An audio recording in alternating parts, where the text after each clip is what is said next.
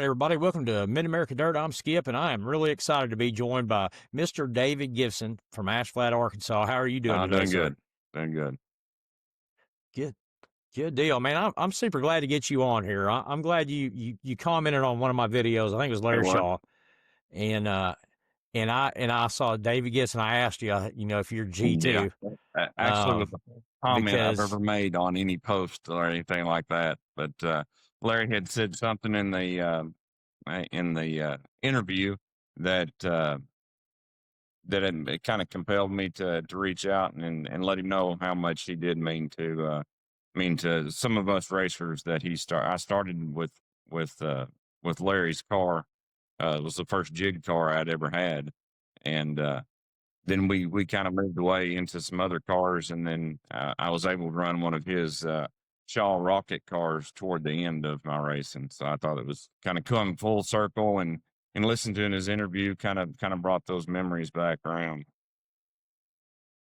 yeah, well, I'm super glad you did. I mean, because you're out there with them. Oh, I mean, you raced with just some of the best in the world right over here in our part of the country. Our regular show Uh, back then, uh, back in the mid '90s, a regular show at West Plains. Um, Monette or Batesville or I-30 could have been a main feature at a big show, um, just as easily. Uh, so we had 100%. quite a bit of competition. You had Batesville or Billy and Batesville and Wendell and uh, Bill Fry, Terry Phillips, Larry Phillips. I mean, the list goes on and on. I'm moving out a bunch of heavy hitters, but I mean that's just to name a few that we raced. For a regular 1,000 to win show at West Plains. So it was tough. Yeah, Estrie, both Estries, McCroskey. I mean, there's tons of them. yeah, absolutely. And you mentioned Larry Phillips, and I do. I mean, you raced against that dude. I remember him racing there at West Plains. Back then, and I mean, that's legend. That's absolute legend for our part of the country right there for sure, and probably in the racing world in general. But Yeah, he was. definitely everybody says, Larry Phillips, that's who you wanted to try to Mhm. beat, and a lot of guys inspiration, in racing too. I raced with Terry much more than I did with Larry. I think I only raced against Larry a handful of times. Raced with Terry a bunch. Was real good friends with Terry. He helped me a lot. Mentored to me when I first started. Uh, I had a really good relationship with Terry. Um, but but Larry, I did get the opportunity to race against him a few times. But then I've heard stories from guys older than me that had raced against him, and yeah, he absolutely was the man. Back in the day. Prior, he had went to asphalt when I really started getting out and racing. Yeah. And so for people who don't know too, and we'll talk about this a little bit later, your family owned West Plains Yeah, Speedway mom and dad. for quite a while. I think you said, was it 15 I years? think around 15. I'm a terrible judge of time, but it was something around 15 years. Um, what got us started, or what got me started in racing, it was a childhood dream. My uncle Wayman, he owned. He actually helped Don Hester back in the late 70s, early 80s, and that's what got me interested in racing. And Wayman continued in the sport uh, for years and years with the G2 or G1 car. And toward the end, I actually drove the G1 car for about a year. We raced it out of Ash Flat, but it was Wayman's equipment um, for the most part, and my brother. He's what got me into a ride. Danny and Tina Gibson is actually who owned all my equipment for years. And then Wayman come on board as he was kind of transitioning out of the ownership role. He helped Danny. They kind of partnered together and supplied me a car for several years. Okay. Well, let's start at the beginning and just tell me. I mean, when did you get into it? How did you get into it? I mean, how did it all start Well, for you? I started racing when I was 16, like a 4-cylinder car. and we raced at Pocahontas, which that racetrack's gone and has been for years. But I started running over there. They had a 4-cylinder class. We run it for about a year, and then I went into a sportsman class or limited late models, what they called it. And with that one, we could race at Baseball, uh, Flipping, and West Plains. So we had some choices there. Did that probably the second year, so I'd have been around 17, 18 years old, and then went into that was the Shaw car I was talking about. Then I went into a Rayburn we bought from Billy Moyer. It was a Moyer Rayburn's what we called it, or what they called it, and we run that for a race or two in limited late model. And basically the only limitation was we had a all steel motor, and we were leading the race at Batesville, and the throttle stuck, and it had been sticking about 3/4 open, and then it finally stuck wide open, and I went over the wall and almost cleared the telephone pole Oh my too, gosh. but didn't quite clear it. And when it did, it just barrel rolled it over and over again in the air and landed on all 4 wheels. Luckily, four wheels Golly. didn't have a scratch on me, but totally destroyed the car, motor, everything. And it was just a little bit more money to get a regular aluminum headed motor. And when we rebuilt and went into late model. So that would have been, I was about Okay. 19, 18, 19, something like 18, I guess. And then, Okay. Was that on turns 1 and 2 down there yeah, at Batesville? yeah, Yeah. then Oh man, that's a pretty good drop off too on I that end. almost made it to the road that leads out. Yeah, Oh, yeah, golly. it was a pretty bad wreck. Yeah, I was very fortunate that I did not have a scratch on me. Our car was really light, and it was a regular late model, but in the limited, I think you had to weigh an extra 300 or 400. And we had mounted some weight inside the cockpit, and during this wreck, some of that lead came out and didn't, and then it had to have come right past me, but I didn't have a scratch on it. Very Golly. fortunate. Man. Man, yeah, it sounds like it. It really does. So you got into late models then, and did you never ran? Did you run a series? Yes, yeah, we started with Okay. MLRA and run for the Okay. rookie of the year. With MLRA, and we finished second behind Dan Leatherman from Muskogee. Super good guy. Yeah. But we ran second. We finished second in the rookie of the year. And then from that point, we went to Tampa, and we ran for rookie of the year, and we won it in 95, I believe. And Okay.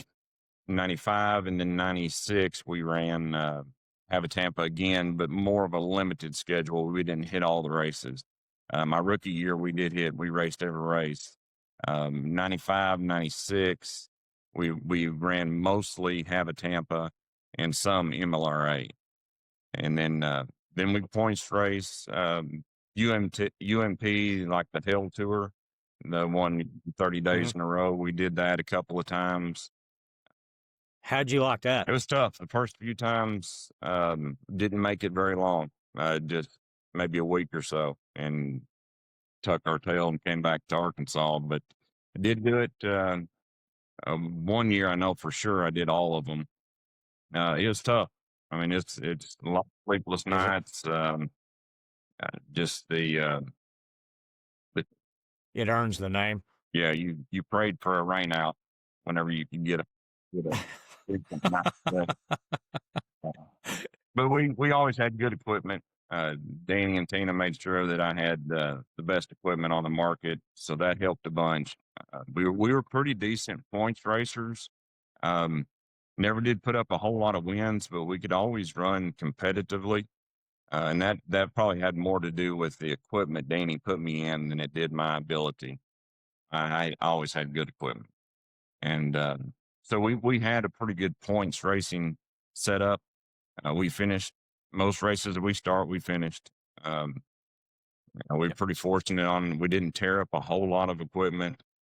Um, so that made for a pretty good, you know, on a points racing deal. It made us pretty competitive. You know, Yeah.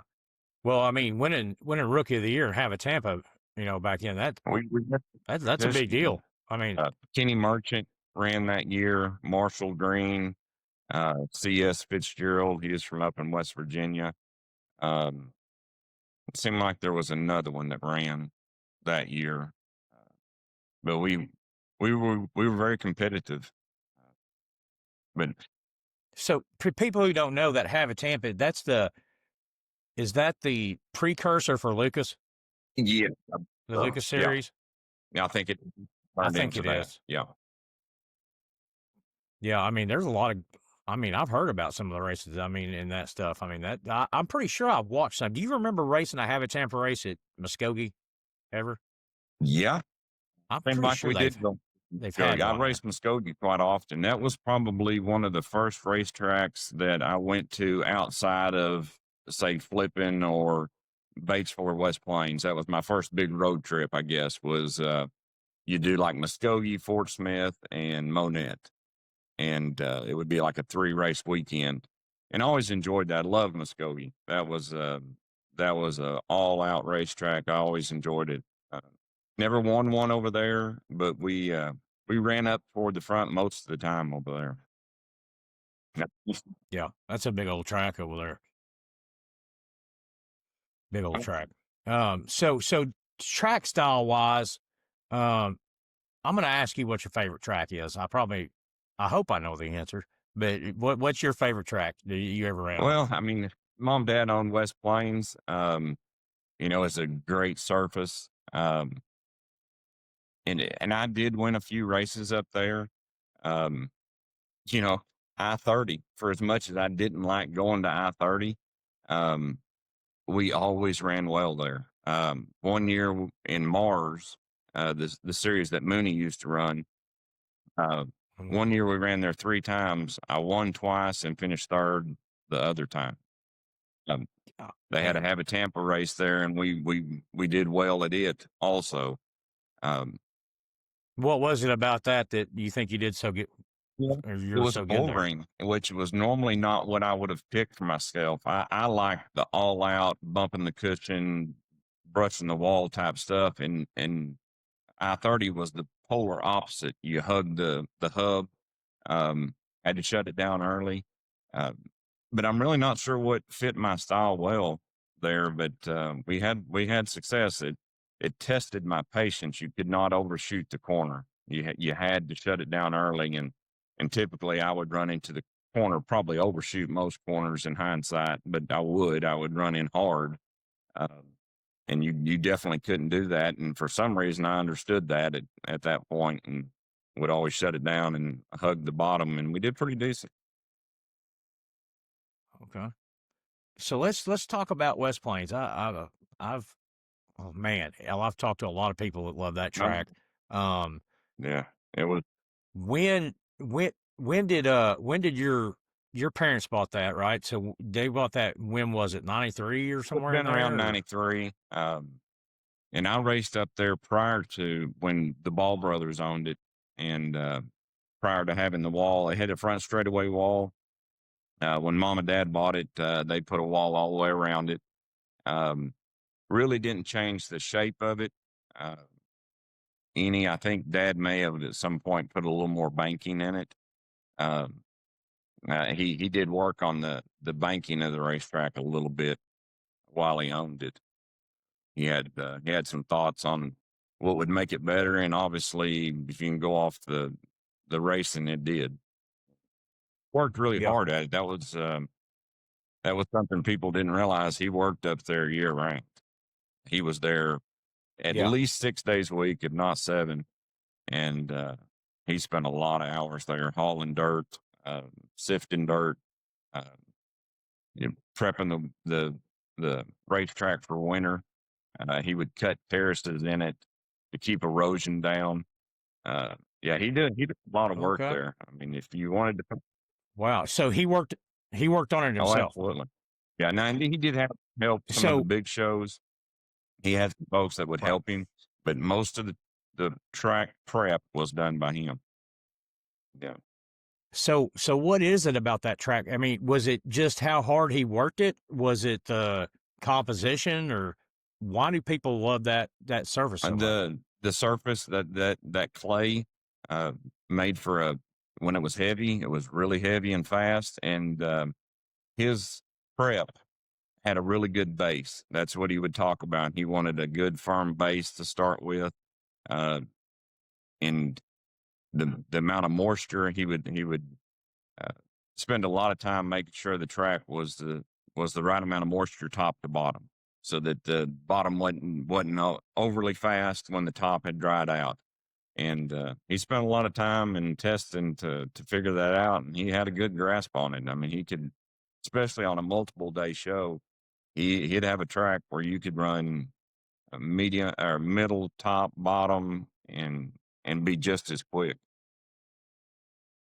Okay. Did he do a lot of farming on it during the race? I don't remember No, um if there was a lot going on, like, in the middle of a show or no, anything. very seldom. Um, Very seldom. He had a really good base, so it didn't get rough. I mean, there was a few times when it probably should have rained out a show that they would go ahead and try to get it in, and it might get a little rough. But he run a sheep's foot, which is a big, heavy roller with pegs on it, and he had sheep's footed a lot, and and and get for I mean, just a great surface to run on. Yeah. Yeah, everybody I've talked to, I mean, that pretty much they love that place. And I like I said, I don't remember a lot from back when I was, going there, but I mean, it's always seemed, and that place always seemed packed. Um, it always seemed like there was a crowd at that place. He kept adding stands every Now, year. You know, it all the way yeah, around. They weren't seating all the way around. Um, I guess 1 and 2 there was an open space there, but other than that, he just continually added stands, and then he had big shows to put people in the stands. I'm sure the crowd wasn't right, ever as big as he wanted it. Um, yeah, probably never yeah, is, the is it? regular show was kind of a drag, I think. Then you had so many seats. You know, a decent crowd when you had a small section of seating would have looked like a lot more. But the more seats you add, the fewer it looked like. Um, so that was always a little depressing to look at when you seen so many open seats. But the people were there; they were just spread out so much. Right, right.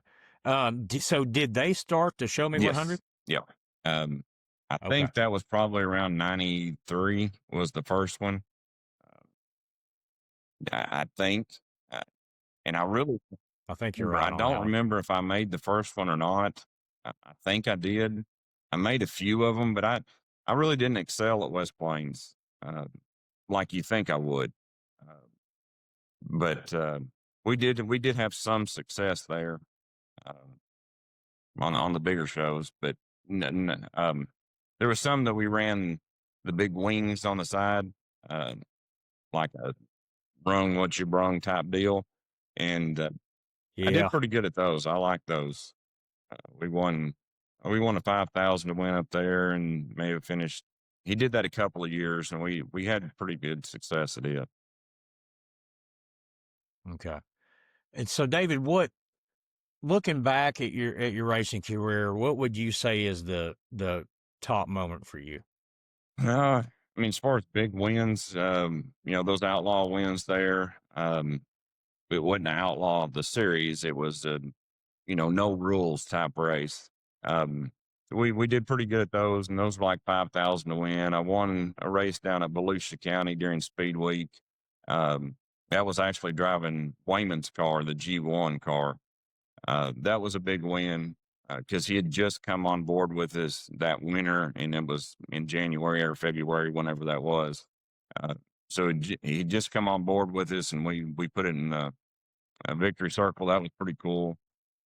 Our first trip to Eldora for the World 100, um, I had been to watch it, and my dad had a car back then, and my uncle had been, and they had never even made it to a heat race. back then there was no limit to how many cars you could bring. So guys like Bloomquist and Moyer and there's a bunch of them that would bring and qualify 3 cars, and whichever one qualified the best is the one they would pick.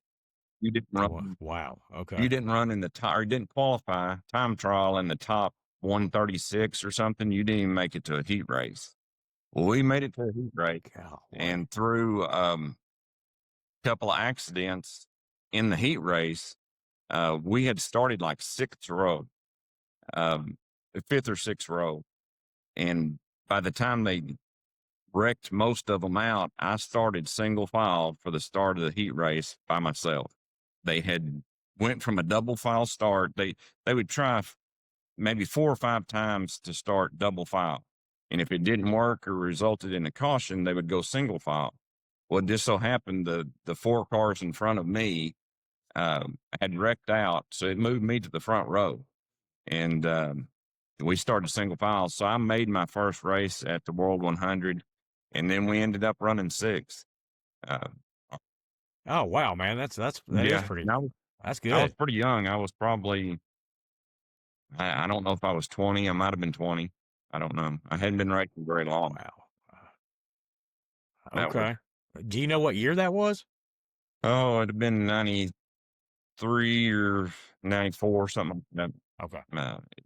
We had Okay. wedge cards. It was a wedge car. I remember that. It didn't have the Camaro nose on it. It was a wedge car. And it was the first time that a GRT had made the World 100.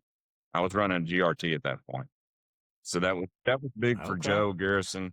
Um, and Joe always took care of us really well. We had a good relationship with Joe, and that was his first car to make the World 100. Hey, that's It awesome. could have been That is super 92. cool. I don't remember that year. I think that was what it was. It was the first GRT. Maybe it was the first one to break the top 10. I really don't remember exactly what we did, but we were the first GRT to do it, whatever it was, the top 10 or making the show for the World 100. I really don't remember which. Yeah. The reason I was asking the year, I was there in '91, so if it was '91, I would have been there and seen it, but I can't remember. I know Moyer won the one I was at. He won. I think pretty He won the handily. year that Pretty the year handily. I finished 6th. I think he actually lapped us. Um, Pete Parker and I would switch Mount every lap or 2. He ended up 5th and I was 6th. But we would swap back and forth. But I'm pretty sure Morgan lapped up maybe to 4th place. Okay. See, I was thinking, I remember, me and my old man talking about this on the way home, and it was being a big. I thought the one I saw, everything I've read says it's impossible, and I haven't had anybody tell me that it's true. That other one I saw, I think it was in '91, that he lapped either everybody on the track or almost everybody on He the was track. And there. I know, Yeah, he was. He was I, awesome. Bloomquist was really good too. Um, they would always run really well, but Billy was so smooth. Um, I watched him a bunch with the shows we didn't make, and then I watched him on the racetrack. He was good up there. He's good at a lot of places, but he yeah. was really good up there. Well, I asked him, about it. I said, did you lap everybody on the track? And he said, no, I don't think I lapped everybody. And he kind of paused and he said, but I lapped a Yeah, bunch of them. yeah. He got plucked. Did, did he ever throw you any advice out there or Oh, anything? Billy helped a lot. When we went from limited late model to late model, we bought our first late model, full blown late model chassis from Billy. And yes, he helped me a Right. lot. I actually followed him up north to start the Hell Tour with UMP. We didn't make it very many races, but back then I had one car, limited crew, and we went and ran a few races, but we actually followed Billy around. But yeah, Billy helped a lot throughout my career. Nice. Always worked really well with him. Yeah. Billy's quiet, but he's a thinker. He's normally thinking about the races or race cars are going faster, and yeah, I always had a lot of respect for him. Yeah. Did you hear that story that Larry Shaw was telling about Bloomquist coming through Yeah, there? And if Bloomquist hadn't wrecked Moyer out somewhere up in Kansas, I think, then Shaw might have had Bloomquist and Moyer running house that cars. would have been a heavy hitting stable for. That it Yeah, I for remember when sure. Yeah. Billy had his shop in the back of Larry's. I know he was. He was there when I went and picked up that first jig car I was talking about. Um, yeah, I know Billy was in the back. They had the parts department, and then in the back side of the shop is where Billy's place was at. I got you. Now, where was your shop at Ash Flat? Yep. Yeah, it's actually, Okay. All right. we started in a hay barn behind my brother's house, and we were there for several years. And then Dad had built a shop for his car. He had the G3. Wayman had G1. I drove the G2 car, and then Dad, at one point, had a G3. That I think I remember the G3. Daryl Carpenter ran it, and he never did. I do remember Yeah, it. Yeah. he didn't travel a whole lot. He ran mainly local, and but when Dad decided to concentrate strictly on the racetrack, we moved into that shop. Okay. Do you still have a car hanging around? No, actually, I kept everything for a full year. I stopped racing in 2004, and I kept everything for a full year because I wasn't real sure if I could stop, because that's the only thing I had known since I, Gets in ya. I'd been driving race cars since I was 16. And in 2004, I'd have been 31, and I wasn't totally sure I could quit. But what I found, I had to stay away from it. I have probably only been to, other than the Show Me 100, I would go help them after I quit. I would help them at the racetrack. But other than that, I probably hadn't been to 6 races since then. Yeah. Oh, how tough is that? Well, how tough is it to stay away? that's the only way I can stay away. It's that addicting. Yeah. The smell of the smell, Oh yeah. the environment, it is so addicting. The adrenaline rush from being there, definitely from driving them. It's hard to describe. And once it gets in your blood, and like I said, it was a lifelong dream. It was a childhood dream for me to drive a race car. So with my brother's help, I was able to live out a childhood dream, which not many people get to say that, and I did it. And you did it, and you did it with the best in the business. oh yeah, I mean, it was tough competition, and we did have some success. And we won some races, but it was never enough. If you're competitive, you can't win enough. Now, are you competitive in everything you do? Does that carry over to everything you do? Are you is it all competitive? Yeah. I don't know if that's a good trait or a bad one, but yeah, if I do something, I want to win. Yeah. I think most racers are. I really do. I think we're a cut of our own. If you race, you want to win at anything. Yeah. I got you. So what made you decide to stop racing? Kid, I had in '99. I had my first daughter, and I've got a few pictures with her.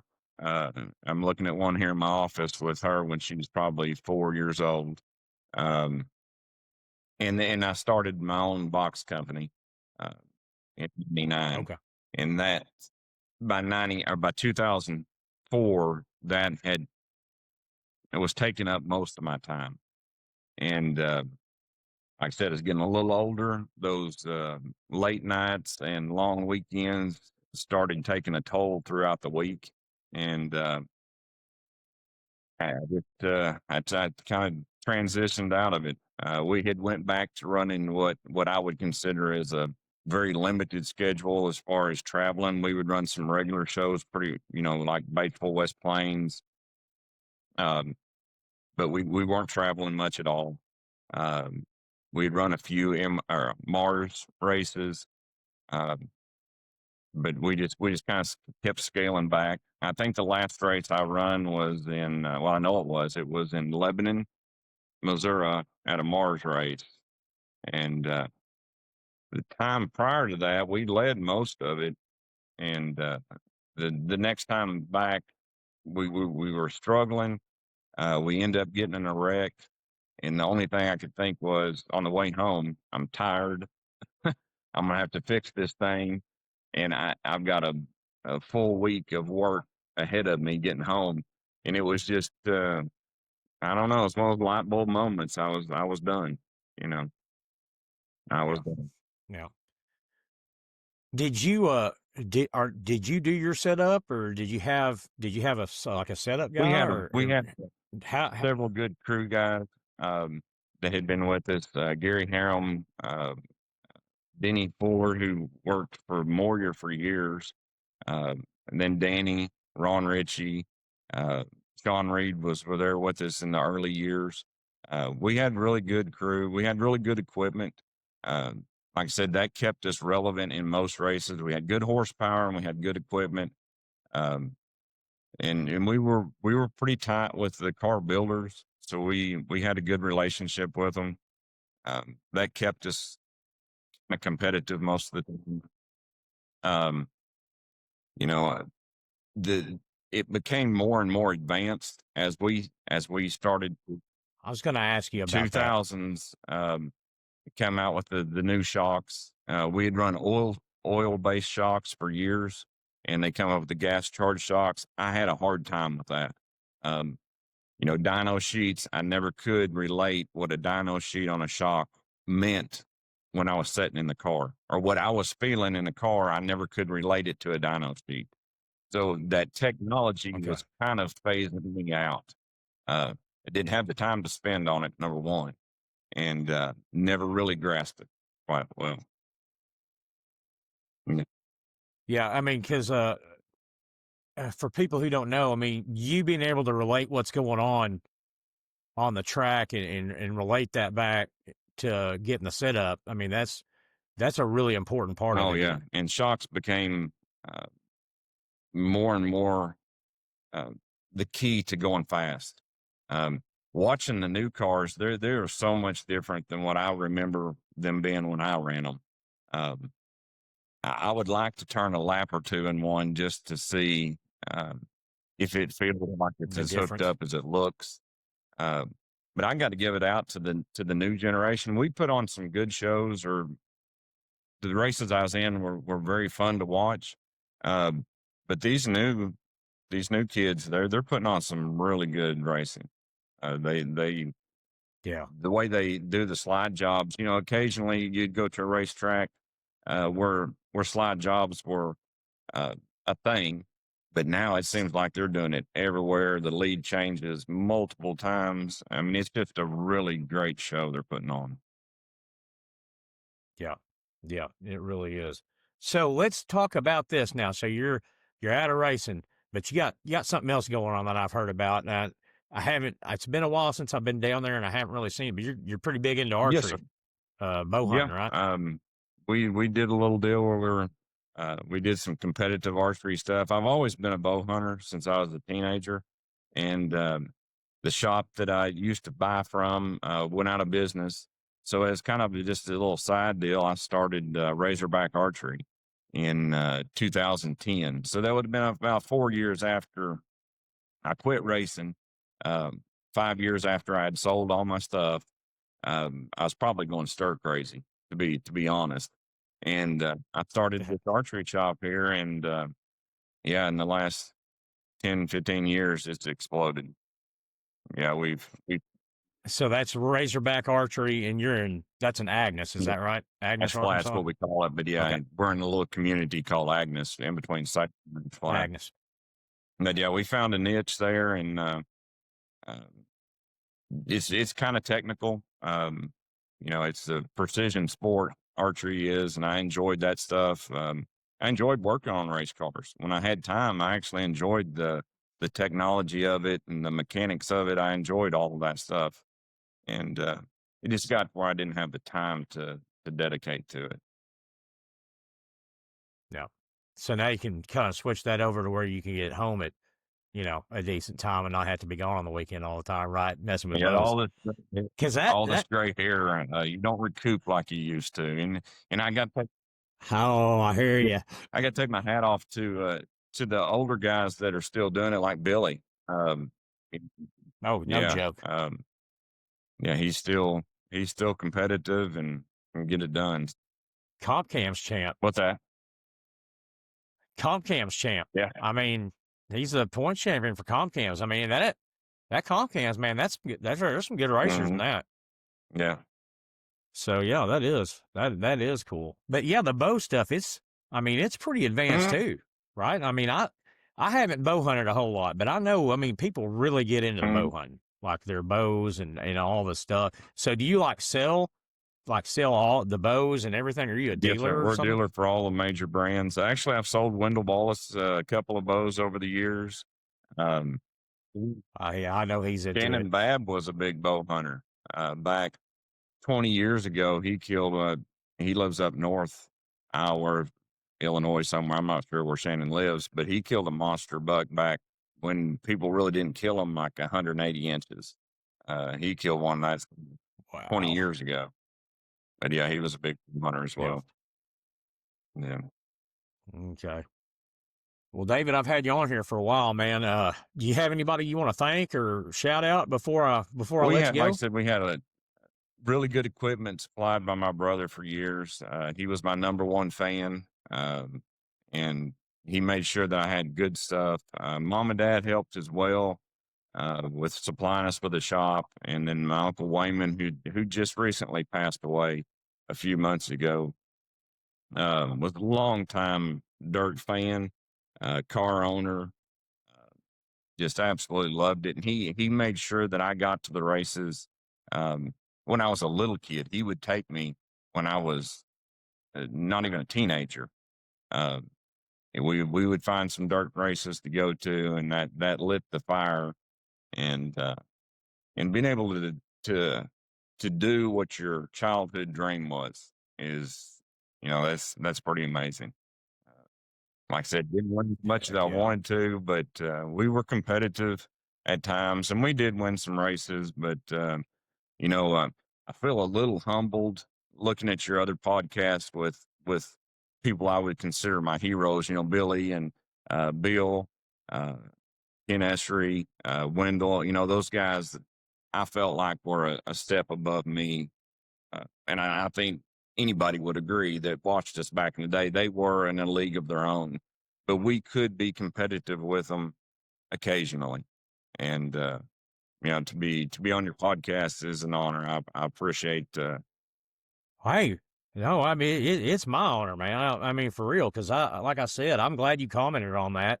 And I had somebody the other day message me and say, "Hey, you need to get David Gibson on here or comment or something." And I said, "It's in the Yeah, works. It's in the works." I appreciate But that. yeah, man, I remember you out there tearing it up with them. I do. It's and like you said, you're right. You were out there racing with absolute legendary late model draws Absolutely, right here in our part of and the I country. think that's I when I went off and Go ahead. run half of Tampa.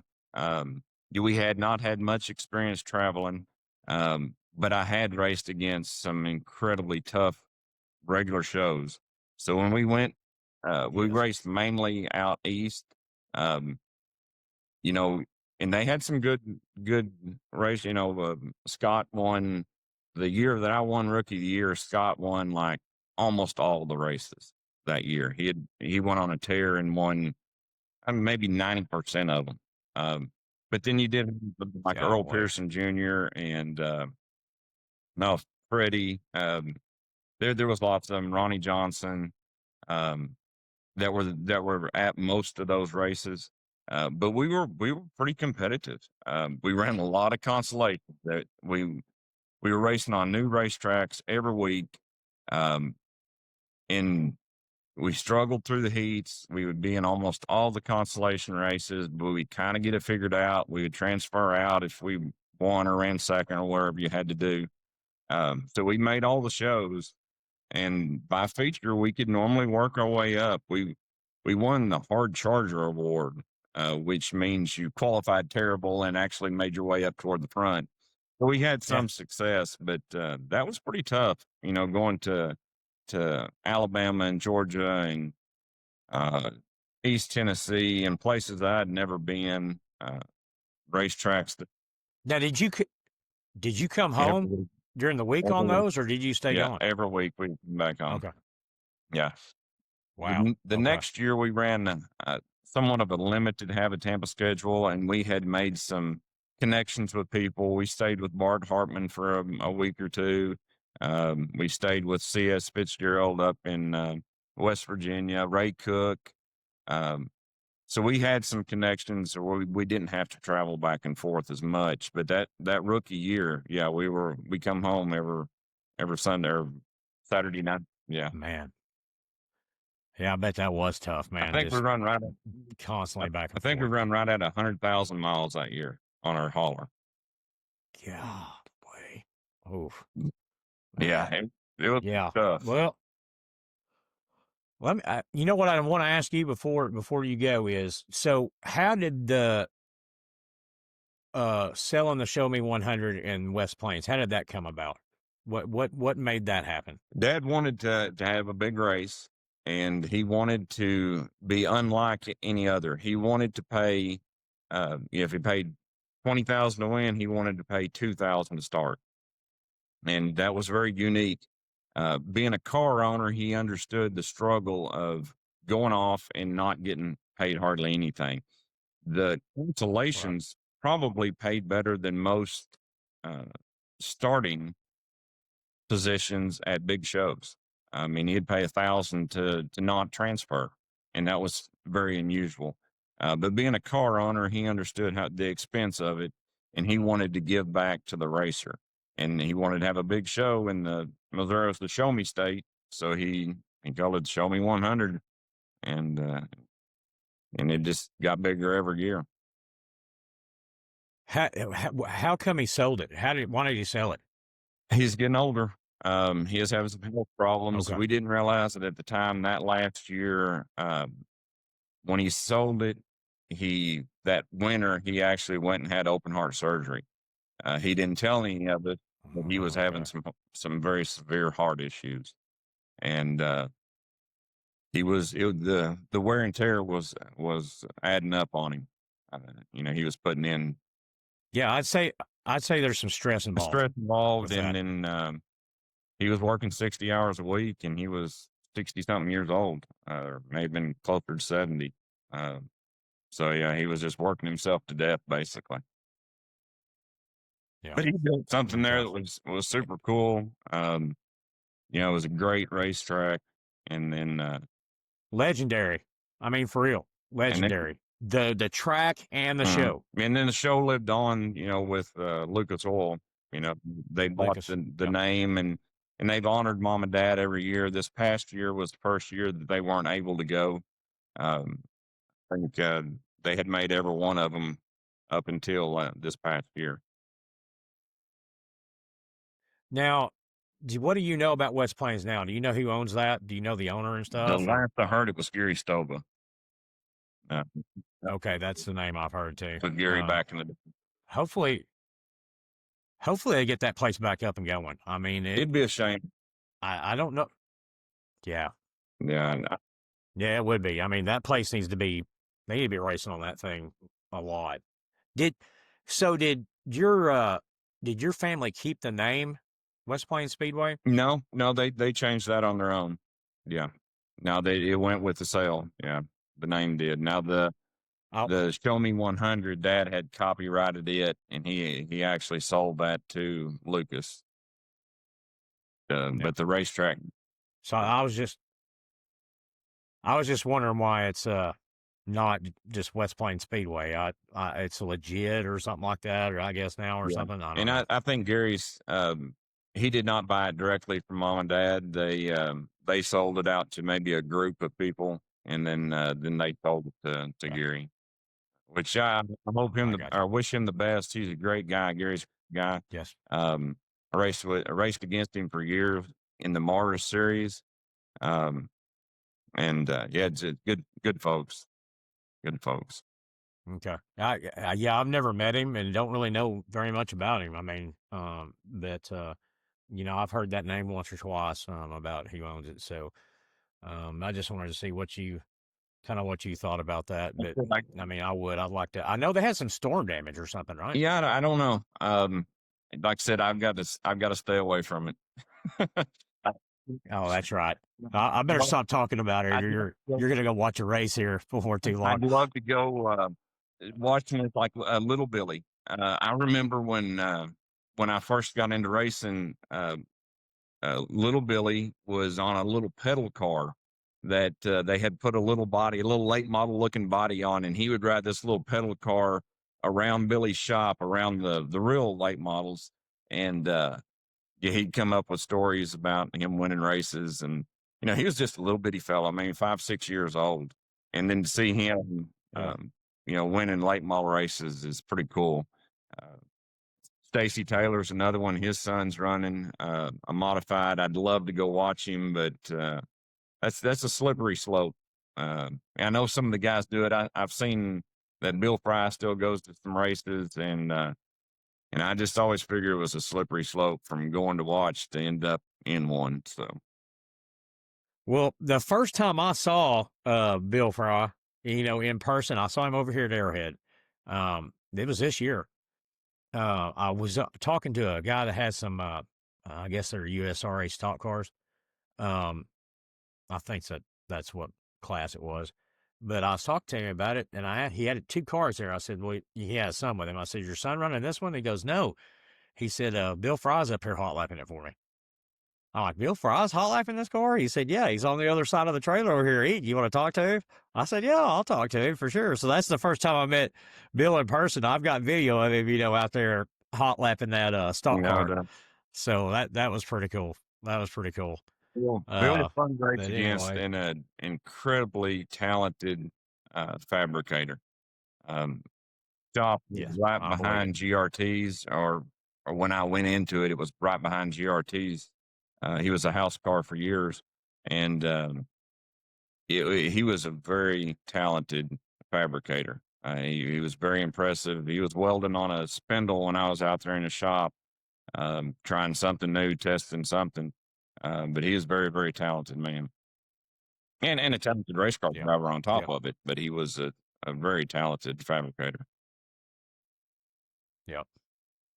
Well, David, I appreciate you coming on here. It was good talking to you, and hopefully we can do this again sometime because I feel like we probably just kind of scratched the surface. Yeah, Dad could probably On talking. give you some more insight on what made his racetrack unique. I know a lot of people would come and measure the racetrack trying to replicate it. I think there's a track in Columbus, Mississippi that's supposed to be exactly the same, but the surface makes a big difference. I know that the surface and the prep, and that's the part that probably made it as unique as what he did himself on the grader, Yep. tractor or whatever, water truck. That's probably what made it so unique. Yeah. Yeah. Well, thank you, sir, for coming on. I really That's not a appreciate it. problem. And hopefully I'd like to come down there and check out that shop one of these days at Agnes Yeah. and look at it, maybe meet you in person. Okay, sounds great. All right. Thanks for coming on, David. Thank you very much. Mhm.